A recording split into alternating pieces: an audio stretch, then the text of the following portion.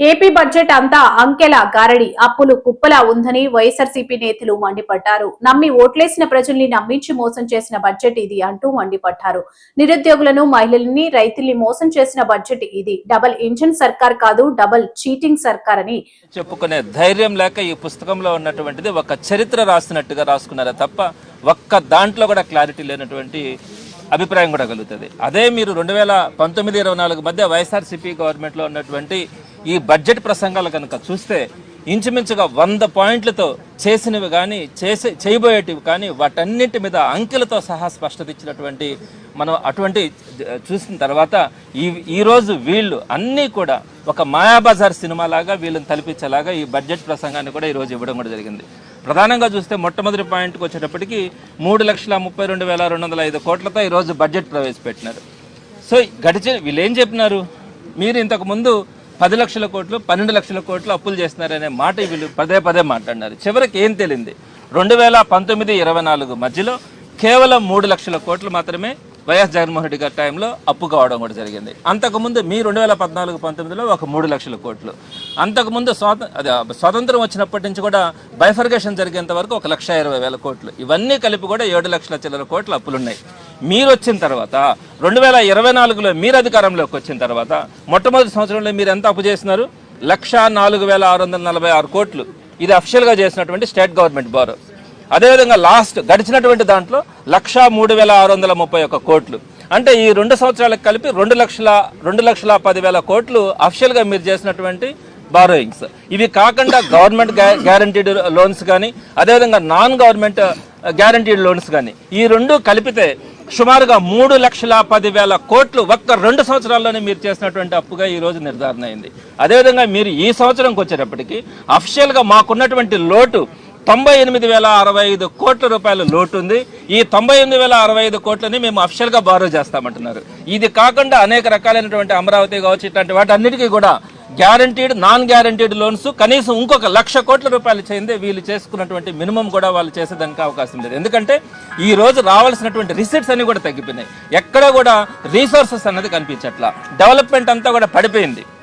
అంతకుముందు జగన్మోహన్ రెడ్డి గారి గవర్నమెంట్ అందరికీ ఈ రోజు వాళ్ళ మేనిఫెస్టోను కూడా వాళ్ళ సూపర్ 6 కూడా పూర్తి అమలు పరిచిన పరిస్థితి. మళ్ళీ గొప్పగా బడ్జెట్ బుక్లో ఏం చెప్పారు, సూపర్ 6 అన్ని అమలు పరిచామని చెప్పారు.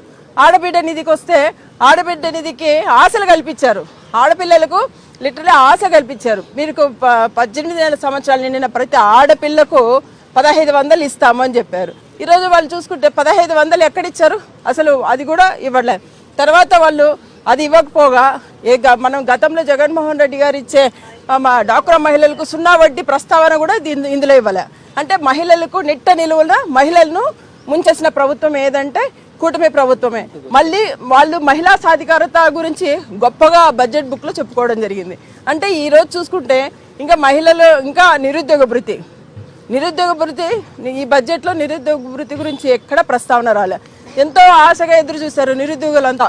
అంటే మనం ఇంట్లో ఉన్నా కూడా 3,000 ఇస్తామని ఈ ప్రభుత్వం చెప్పింది, ఖచ్చితంగా మనకు 3,000 అందుతుందని నిరుద్యోగులంతా ఆశగా ఎదురు చూశారు. వాళ్ళకు కూడా నిరుద్యోగ భృతి గురించి ఎక్కడ ప్రస్తావన లేదు.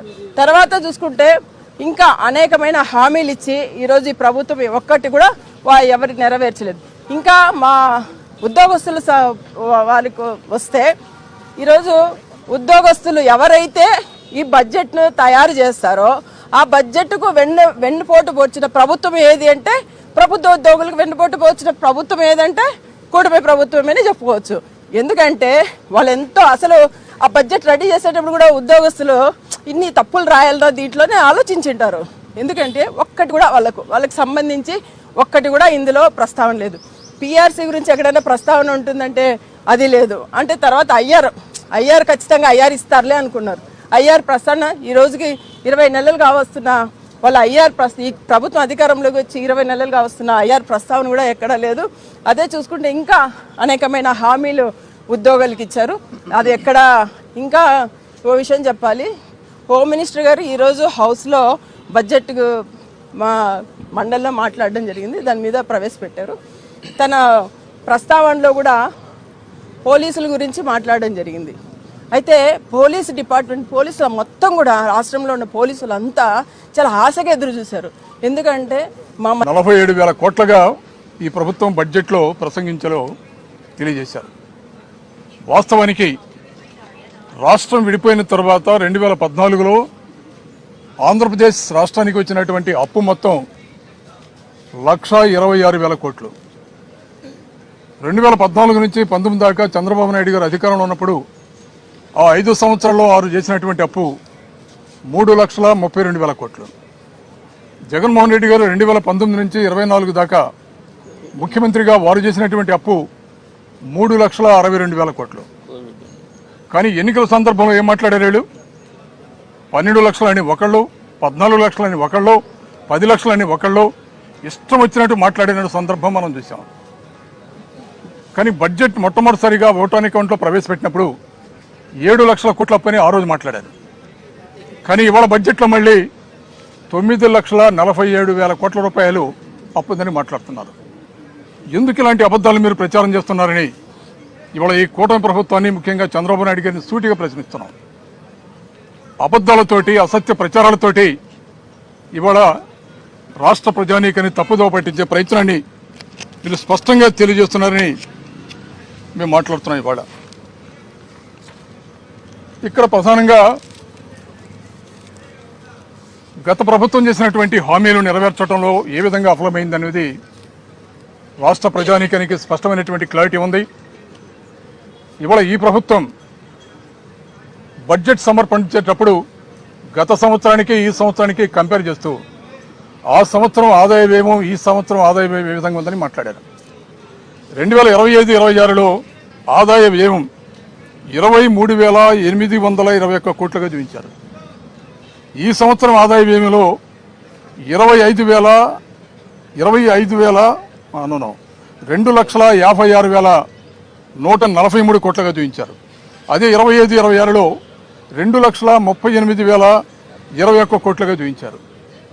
మూలధన వ్యయంలో 2025-26లో 3,39,498 కోట్లుగా చూపించారు. అదే 26-27లో 53,915 కోట్లుగా చూపించారు. రెవెన్యూ లోటు 25-26లో 41,118 కోట్లుగా చూపించారు. అదే ఈ సంవత్సరం బడ్జెట్లో 22,002 కోట్లుగా చూపించారు. ఆర్థిక లోటు వచ్చేటప్పటికి లాస్ట్ ఇయర్ 80,567 కోట్లు చూపించారు.